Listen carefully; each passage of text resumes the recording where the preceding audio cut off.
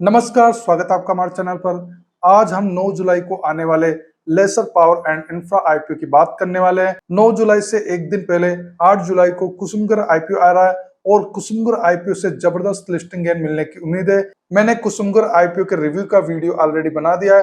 अगर आपने ये वीडियो नहीं देखा है तो हमारे चैनल पर ये अवेलेबल है। क्या 9 जुलाई को आने वाले Laser Power and Infra IPO से जबरदस्त लिस्टिंग गेन मिलने की उम्मीद कर सकते हैं, जैसे कि कुसुमगर आईपीओ से लिस्टिंग गेन मिलने की उम्मीद है। चलिए Laser Power and Infra IPO का एनालिसिस करते हैं। Laser Power and Infra Limited Eastern India में लार्जेस्ट केबल एंड कंडक्टर के मैन्युफैक्चरर और एक्सपोर्टर है।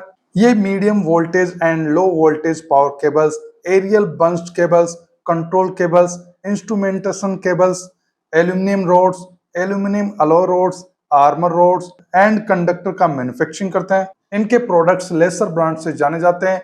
Company power transmission, railway, renewable energy और इंफ्रास्ट्रक्चर सेक्टर में ईपीसी सॉल्यूशंस डिलीवर करते हैं। इन्होंने टीएस कंडक्टर के साथ पार्टनरशिप कर रखी है ताकि इंडिया में AECC aluminium encapsulated carbon core technology introduce की जा सके। टीएस कंडक्टर एक US based advanced conductor manufacturer है।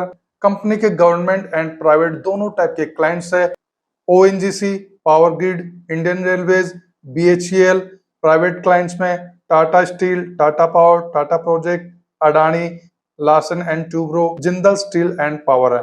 कंपनी को 35 इयर्स का एक्सपीरियंस है। इनकी 3 मैन्युफैक्चरिंग फैसिलिटी है, जिसमें से 2 हावड़ा में और 1 कोलकाता में। कंपनी के एम्प्लॉय की स्ट्रेंथ 1500 प्लस है। इन्होंने डोमेस्टिक और इंटरनेशनल लेवल पर 30 प्लस प्रोजेक्ट कंप्लीट किए। इंडिया के 26 स्टेट्स और 4 यूनियन टेरिटरीज में ये ऑपरेट करते हैं। इनका registered and corporate office Kolkata West Bengal में। कंपनी के प्रोमोटर्स में दीपक गोयल, देवेश गोयल, अक्षत गोयल और राखी गोयल है। अभी प्रोमोटर की होल्डिंग 100% है। आईपीओ इश्यू के बाद में इनकी होल्डिंग 75.29% रह जाएगी। कंपनी का मार्केट कैप 3003.88 करोड़ है। ये तो कंपनी की प्रोफाइल की बात ही। चलिए कंपनी के फाइनेंशियल देखते हैं। 2026 फाइनेंशियल ईयर में इनके असेट 2632.36 करोड़ है। इनके असेट में अच्छी ग्रोथ है। रेवेन्यू 2347.89 करोड़ है। इनके रेवेन्यू में 9% की कमी हुई है। प्रॉफिट 151.59 करोड़ है। इनका प्रॉफिट 42% इंक्रीज हुआ है। प्रॉफिट में लगातार अच्छी ग्रोथ हो रही है। इबिटा 301.44 करोड़ है। इबिटा में भी अच्छी ग्रोथ है। नेटवर्थ 725.41 करोड़ है। नेटवर्थ में भी लगातार अच्छी ग्रोथ है। उधारी 828.23 करोड़ है। उधारी बहुत ज्यादा बढ़ी है, जिस पर कंट्रोल करने की जरूरत है।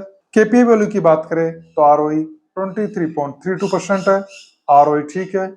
आरओसी 17.83% है। आरओसी भी ठीक है। डेट इक्विटी 1.10 है। डेट इक्विटी ज्यादा है। आरओएनडब्ल्यू 20.90% है। आरओएनडब्ल्यू ठीक है। पैट मार्जिन 6.46% है। पैट मार्जिन कम है। इबिटा मार्जिन 12.96% है। इबिटा मार्जिन ठीक है। प्राइस टू बुक वैल्यू 3.39 है। प्राइस टू बुक वैल्यू थोड़ी ज्यादा है। ओवरऑल फाइनेंशियल की बात की जाए तो इनके फाइनेंशियल ठीक है। हालांकि इनके रेवेन्यू में थोड़ी कमी है, जिस पर ये थोड़ा ध्यान दे सकते हैं। असेट, प्रॉफिट, इबिटा, नेटवर्थ में लगातार ग्रोथ है। आईपीओ का टोटल इश्यू साइज 742 करोड़ है, जिसमें फ्रेश इश्यू 542 करोड़ और ऑफर फॉर सेल में 200 करोड़ है। एक शेयर की प्राइस 203 से लेकर 214 रुपीज है। एक लॉट में 70 शेयर है और एक लॉट का अमाउंट 14,980 रुपीज है। रिटेल इन्वेस्टर मिनिमम 1 लॉट के लिए और मैक्सिमम 13 लॉट के लिए अप्लाई कर सकते हैं। स्मॉल एचएनआई मिनिमम 14 लॉट और मैक्सिमम 66 लॉट के लिए अप्लाई कर सकते हैं और बिग एचएनआई मिनिमम 67 लॉट के लिए अप्लाई कर सकते हैं। ये आईपीओ 9 जुलाई से लेकर 13 जुलाई तक अप्लाई किया जा सकता है। अलॉटमेंट 14 जुलाई को होगा। रिफंड 15 जुलाई से मिलना शुरू हो जाएगा। जिन इन्वेस्टर को आईपीओ अलॉट होगा उनके डीमेट अकाउंट में शेयर 15 जुलाई को क्रेडिट कर दिए जाएंगे और स्टॉक एक्सचेंज में इस आईपीओ के शेयर 16 जुलाई को लिस्ट होंगे। आईपीओ में रिजर्वेशन क्यूआईबी के लिए 50%, रिटेल के लिए 35% और एनआईए के लिए 15% है। कंपनी का आईपीओ लाने का ऑब्जेक्ट क्या है? तो कंपनी आईपीओ फंड से 490 करोड़ अपनी उधारी पे करने में यूज करने वाले हैं और balance fund general corporate purposes में यूज करेंगे। चलिए आईपीओ के नेगेटिव और पॉजिटिव पॉइंट देखते हैं। नेगेटिव पॉइंट में उधारी ज्यादा है और 2026 फाइनेंशियल ईयर में इनके रेवेन्यू में 9% की कमी आई है। पॉजिटिव पॉइंट में इशू साइज का 73% पोर्शन फ्रेश इशू है, प्रोमोटर होल्डिंग अच्छी है, फाइनेंशियल ठीक है और ये आईपीओ फंड से 490 करोड़ अपनी उधारी पे करने में यूज कर रहे हैं, जिससे इनकी उधारी कंट्रोल में होगी। ग्रे मार्केट में डिमांड की बात की जाए तो अभी ग्रे मार्केट में इस आईपीओ के लिए ठीक डिमांड है। इस आईपीओ के लिए अभी जीएमपी 43 रुपीज चल रहा है।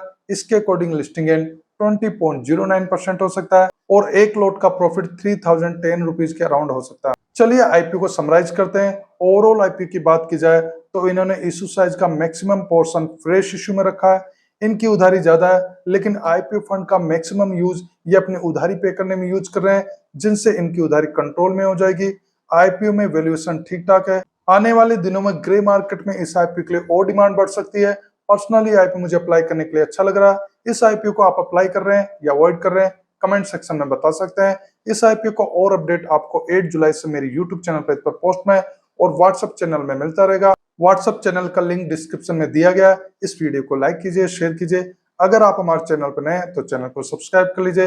वीडियो देखने के लिए धन्यवाद।